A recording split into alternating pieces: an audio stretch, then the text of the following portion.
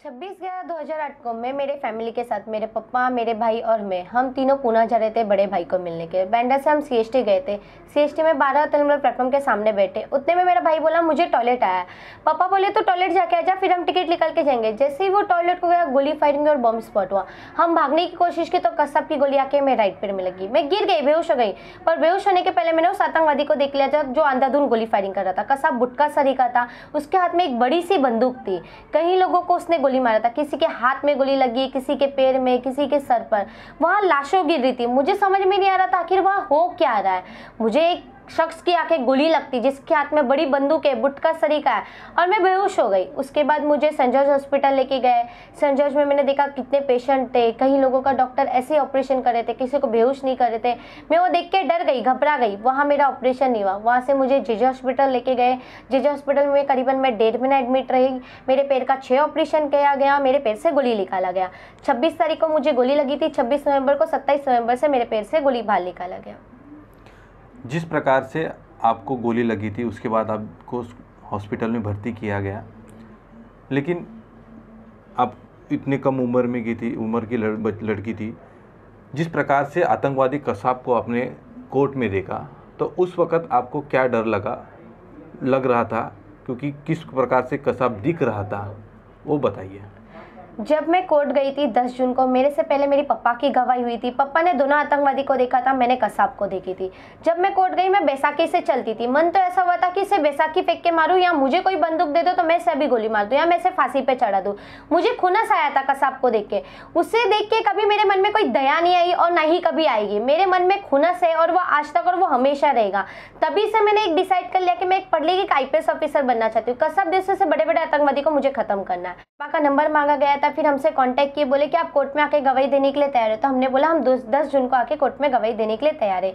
मेरे पापा ने और मैंने कसाब को जाके आइडेंटिफाई किया था। जब कसाब को आपने देखा, कसाब कहाँ बैठा था, और आपको जब उसके सामने देखा तो आपको भी उसने देखा था क्या?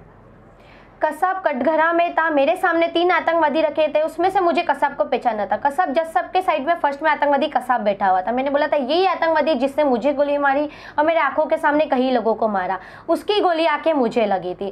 कसाब ने मेरे तरफ देखा नहीं था, उसकी मुंडी नीचे झुकी हुई थी। मुझे बस खुनस था तभी कि मैं इसे मारूं कैसे, मैं बैसाखी फेंकूं या क्या फेंकूं जो इसे मैं ख़त्म कर सकूं। तभी जिस प्रकार से आप 9 साल की उम्र थी आपकी उस समय, उसके बाद आपके जीवन में क्या चेंजेस आए? जिस प्रकार से आपकी स्कूल हो और आपके जो समाज में आपको जो दिक्कतें गई, किस प्रकार की आपको समस्या और आपको दिक्कतें गई? जब मुझे जिस दिन गोली लगी थी 26 नवंबर को, तब मेरी एज 9 साल 11 महीने की थी। कोर्ट गई मैं 10 साल की हो चुकी थी।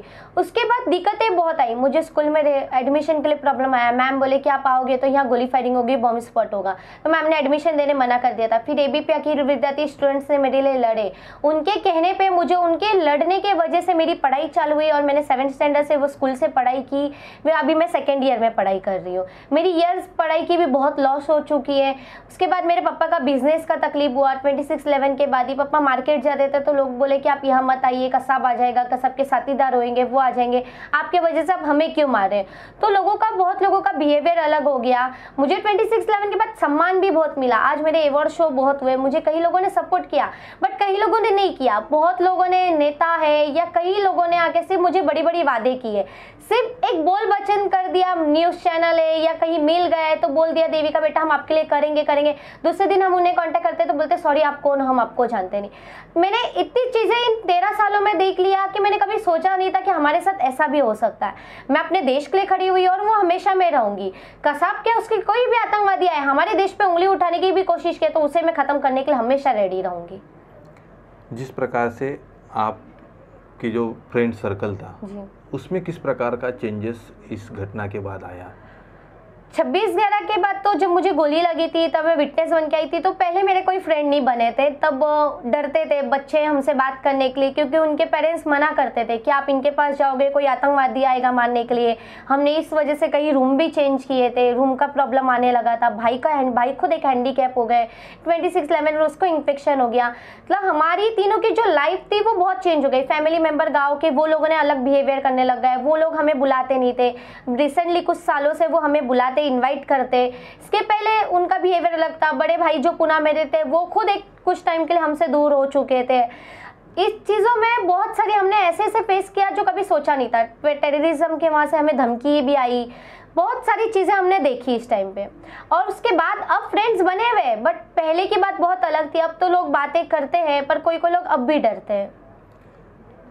ये जो हादसा हुआ था उसके बाद आपको आपने बताया कि जिस प्रकार से आपके जो संबंधी थे, आपके फ्रेंड्स अगर आपसे दूर हुए थे जी। उसके बाद भी आपको कोई इस प्रकार से कोई धमकी आती रही है? 26/11 के बाद धमकियाँ तो आई थी, धमकियाँ कई आई थी, हमने कंप्लेंट भी दिया था, बट उसके बारे में कुछ पता नहीं चला। फ्रेंड सर्कल का, जब मैं बच्ची थी तब छोटी थी, मुझे ये सब का चीज़ें का नहीं पड़ी थी। मेरे माइंड में तब एक ही चीज़ें चलती थी कि मैं एक ऑफिसर बनूं और टेररिज्म खत्म करूं।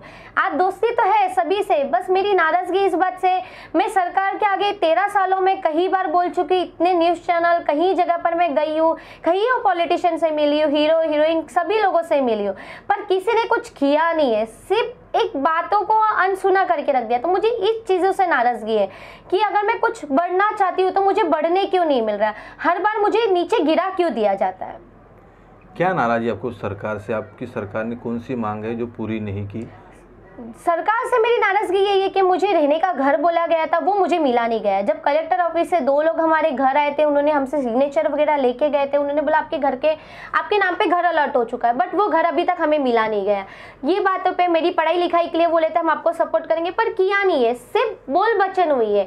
हर नेताओं ने, कितने लोगों ने, ये लॉकडाउन में सिर्फ पहले कोई हो गया इंसान जो हमारे घर पर आए पॉलिटिशियन से, जो जिशान भाई आए थे, उन्होंने मेरी लॉकडाउन में हेल्प की थी। इस लॉकडाउन में भी बहुत लोगों ने सिर्फ हमें बोला था करेंगे, वो भी नहीं कर पाए। अब मेरा घर भी पास हुआ है, कोर्ट में हमने केस किया था, हाई कोर्ट से एक्सेप्ट हुआ है, बट उस कोर्ट में भी अभी कुछ रिप्लाई आया नहीं है। वो उस बात को भी 1 साल ऊपर हो चुका है, वो बात भी कहाँ दब चुकी है, क्या हुआ है, कुछ समझ में नहीं आ रहा है। आपको पंतप्रधान नरेंद्र मोदी से भी मिलने की आपने बात की।